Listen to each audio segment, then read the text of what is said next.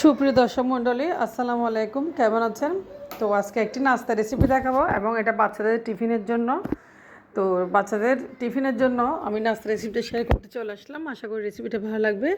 তো ভালো লাগলে সবাইকে আমার চ্যানেলটা সাবস্ক্রাইব করার জন্য অনুরোধ রইল।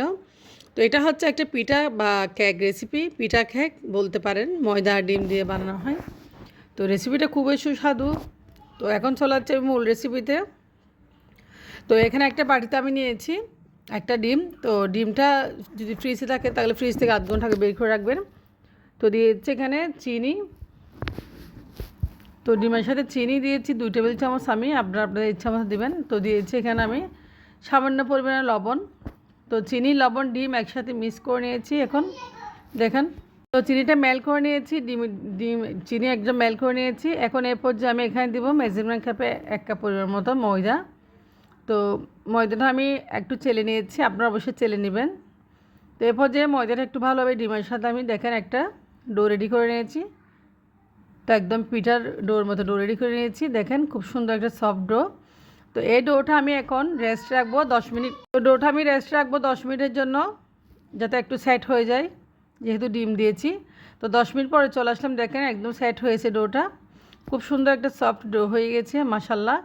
এখন আমি এই ডো থেকে একটা লেচি কেটে, তো দেখেন হাতের সাহায্যে আমি লেচি কেটে গোলাকার করে একটা কেক পিঠা বানিয়ে নিচ্ছি। খুব সহজে আপনারা এই পিঠাটা বানাতে পারেন। এই পিঠা রেসিপিটা আসলে খুবই অসাধারণ, আর বাচ্চারা খুব বেশি পছন্দ করবে। বাচ্চারা স্কুলে টিফিনেও দিতে পারেন, আপনারা ছোটো বড় সবাই খেতে পারেন।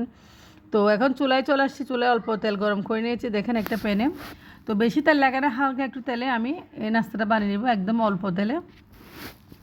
তো দেখেন তেলের মধ্যে সবগুলো পিঠা কেক আমি দিয়ে দিয়েছি। এখন আস্তে আস্তে দেখতে উপর থেকে কীভাবে ফুলে উঠতেছে। তো নিচের একটা সাইড হয়ে গেছে অলরেডি, দেখেন উপর থেকে বোঝা যাচ্ছে মাশাল্লাহ খুব সুন্দর পিঠা কেক হয়ে গেছে। তো আমি পিঠা কেকগুলো উল্টে পাল্টে ভেজে নেবো এভাবে। তো নিচেরটা কুক হয়ে গেলে অপর পিঠটা আমি উল্টে দেবো, দেখেন নিচেরটা প্রায় হয়ে গেছে বোঝা যাচ্ছে। তো এখন অপর একটা পিসটা আমি উল্টে দেবো, দেখেন তো নিচেও হয়ে গেছে, একদম কেকের মতো মুখের সাথে মিলে দেয় পিঠাটা। তো এটা কেক পিঠাও বলতে পারেন, খুব মজা, অসাধারণ রেসিপিটা। আপনারা অবশ্যই ফলো করে বাচ্চাদেরকে বানিয়ে দিবেন, বাচ্চারা খুব খুশি হবে। আর ছোটো বড়ো সবাই বিকেলে চায়ের সাথে খেতে পারেন। আর মেহমান আসলে আপনারা 5 মিনিট এই পিঠাটা বানাতে পারেন। দেখেন খুব সুন্দর পিঠা। তো পিঠা হয়ে গেছে, আমি এখন পিঠাগুলো উলটপালট করে ভেজে নিয়ে এখন একটা প্লেটে সার্ভ করব। দেখেন কত সুন্দর পিঠাগুলো একদম ফুলে ডাবল হয়ে গেছে। তো এটা হচ্ছে পিঠা কেক, খেতে খুব মজা। তো বানানো হয়ে গেছে অল্প সময়ের মধ্যে। এরকম একটা নাস্তা আপনার একটা ডিম দিয়ে 1 কাপ ময়দা দিয়ে অনেকগুলো প্রায় নাস্তা বানিয়েছি আমি। দেখেন কতগুলো নাস্তা বানানো হয়ে গেছে, মেহমানদের বসিয়ে আপনারা বানাতে পারবেন। তো ভিতরে কত সুন্দর হয়েছে কেকের মতো, দেখেন উপরে একদম অনেক সফট হয়েছে, খেতে খুবই সুস্বাদু। এই পিঠাটা আসলে দারুণ। তো রেসিপিটা ভালো লাগলে অবশ্যই চ্যানেলটি আবার বলতে সাবস্ক্রাইব করে পাশে থাকবেন। তো এরকম নিত্য নতুন রেসিপি দেখার জন্য আপনারা বেল আইকন প্রেস করে রাখবেন। তো ভালো থাকবেন আপনারা। আল্লাহ হাফেজ, আসসালামু আলাইকুম।